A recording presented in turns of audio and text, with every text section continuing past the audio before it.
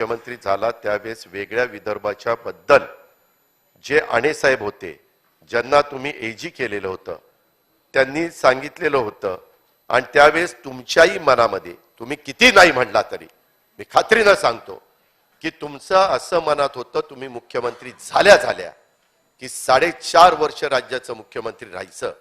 आणि शेवटच्या 6 महिन्यामध्ये वेगळ्या विदर्भाचा ठराव करायचा आणि तेलंगणामध्ये जसं झालं तसं वेगळा विदर्भ करून त्या ठिकाणी वेगळं राज्य मराठी भाषिक 2 राज्य करायची अशी नाही अशी त्यांच्या मनात भावना होती। परंतु नाही ऐका तरी त्याच्यामध्ये राज्याचं मुख्यमंत्री जे होतं कुणी देवेंद्रजी होऊ द्यात किंवा विदर्भातलं कुणी होऊ द्यात, दुर्दैव आहे त्या अजून उत्तर महाराष्ट्राला कधी मुख्यमंत्री पद मिळालं नाही।